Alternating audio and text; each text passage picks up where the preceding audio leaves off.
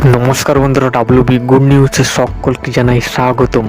2024 লোকসভা শাসক দল তৃণমূল কংগ্রেসের 2024 লোকসভার প্রার্থী কারা হতে চলেছে, কতজন নতুন মুখ 2024 সালে আসছে তৃণমূল কংগ্রেসের টিকিট পেতে চলেছে, আজকের ভিডিওই আমরা দেখে নেব। তো প্রথমেই আমরা শুরু করব পূর্ব বর্ধমান আসন থেকে।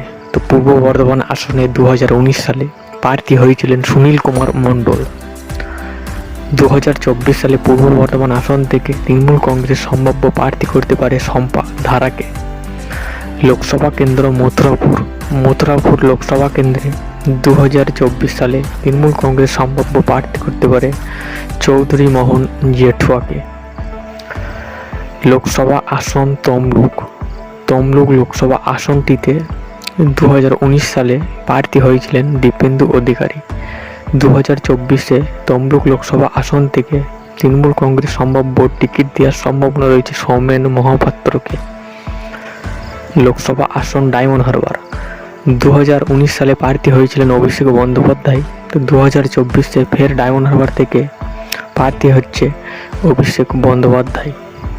লোকসভা কেন্দ্র আলিপুরদুয়ার লোকসভা কেন্দ্রে 2024 সালে তৃণমূল কংগ্রেস সম্ভাব্য প্রার্থী করতে পারে লুইস কুজ্জুরকে। লোকসভা কেন্দ্র আসানসোল লোকসভা কেন্দ্রে 2019 সালে জয়লাভ করেছিলেন বাবুল সুপ্রিয়। তো বর্তমানে তৃণমূল কংগ্রেসে যোগদান করেছেন বাবুল সুপ্রিয়।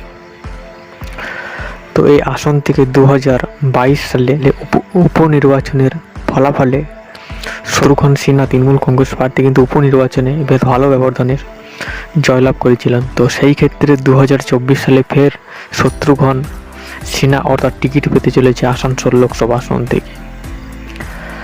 লোকসভা আসন বীরভূম আসন থেকে 2024 সালে ফের টিকিট পাচ্ছে অর্থাৎ শতাব্দী রায়। 2019 সালে জয়লাভ করেছিলেন শতাব্দী রায়। লোকসভা আসন ব্যারাকপুর লোকসভা আসনটিতে 2019 সালে জয়লাভ করেছিলেন বিজেপির টিকিটে অর্থাৎ অর্জুন সিং। তো বর্তমানে তিনি তৃণমূল কংগ্রেসে যোগদান করেছেন, সেই ক্ষেত্রে এই আসনটিতে অর্জুন সিং তৃণমূল কংগ্রেসের টিকিট পাওয়ার সম্ভাবনা রয়েছে। লোকসভা আসন রায়গঞ্জ লোকসভা আসনে 2024 সালে টিকিট পাচ্ছে কানাইয়ালাল আগরওয়াল। লোকসভা আসন শ্রীরামপুর আসন থেকে 2019 সালে জয়লাভ করেছিলেন কল্যাণ বন্দ্যোপাধ্যায়। 2024-এ ফের অর্থাৎ কল্যাণ বন্দ্যোপাধ্যায় এই শ্রীরামপুর আসন থেকে প্রার্থী হতে চলেছে। লোকসভা আসন বহরমপুর তো বহরমপুর লোকসভা আসন অধীর চৌধুরীর গড় বলে পরিচিত। তো এই বহরমপুর লোকসভা আসনে তৃণমূল কংগ্রেস 2024 সালে প্রার্থী করতে পারে অর্থাৎ বর্তমান এমএলএ অর্থাৎ হুমায়ুন কবিরকে।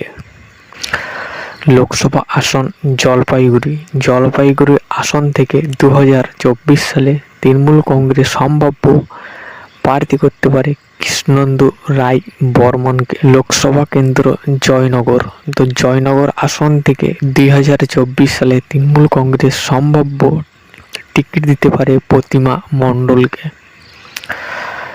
লোকসভা আসন দার্জিলিং লোকসভা আসনটিতে 2024 সালে তৃণমূল কংগ্রেস এই আসন থেকে টিকিট দেওয়ার সম্ভাবনা রয়েছে কেশব রায় শর্মাকে। লোকসভা কেন্দ্র মালদা দক্ষিণ থেকে তৃণমূল কংগ্রেস সম্ভাব্য প্রার্থী করতে পারে কৃষ্ণেন্দু নারায়ণ চৌধুরীকে। লোকসভা আসন কুচবিহার লোকসভা আসনে তৃণমূল কংগ্রেস 2024 সালে সম্ভাব্য টিকিট দিতে পারে পার্থপ্রতিম রায়কে। লোকসভা আসন মুর্শিদাবাদ লোকসভা আসনে 2019 সালে জয়লাভ করেছিলেন আবু তাহের খান। মুর্শিদাবাদ আসনে ফের একবার প্রার্থী হতে পারে আবু তাহের খান। লোকসভা আসন মালদা উত্তর 2024 সালে মালদা উত্তর থেকে তৃণমূল কংগ্রেস সম্ভাব্য টিকিট দিতে পারে আব্দুল রহিম বক্সিকে। লোকসভা আসন হাওড়া, তো হাওড়া থেকে 2019 সালে জয়লাভ করেছিলেন প্রসেন ব্যানার্জি। 2024-এ হাওড়া আসন থেকে ফের টিকিট পাচ্ছে প্রসেন ব্যানার্জি।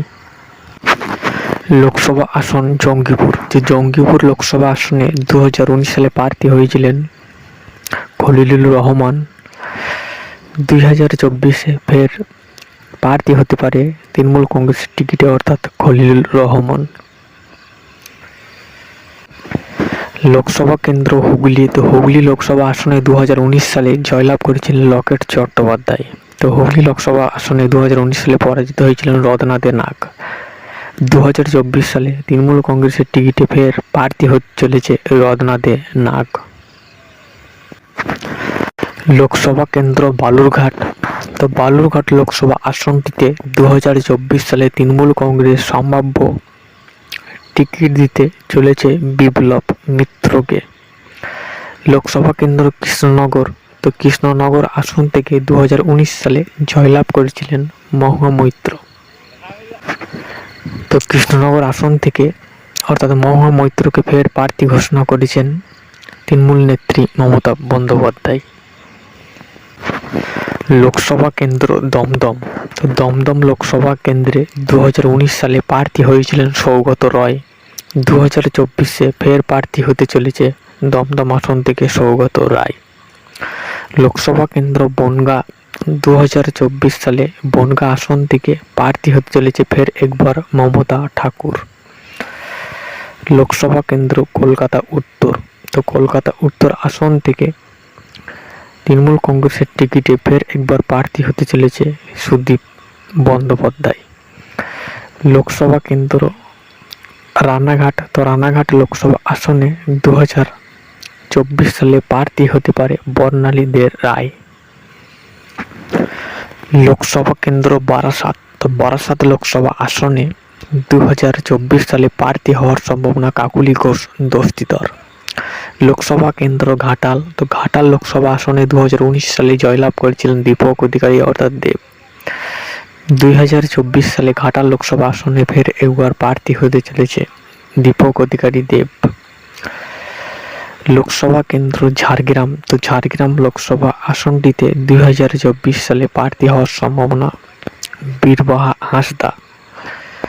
লোকসভা আসন বর্ধমান দুর্গাপুর, তো বর্ধমান দুর্গাপুর থেকে 2024 সালে তৃণমূল কংগ্রেস সম্ভাব্য প্রার্থী করতে পারে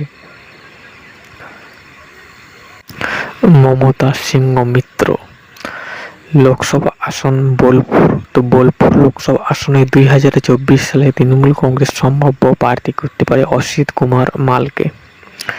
লোকসভা আসন কলকাতা দক্ষিণ, তো কলকাতা দক্ষিণ থেকে 2024 সালে তৃণমূল কংগ্রেস সম্ভাব্য টিকিট দিতে পারে মালা রায়কে।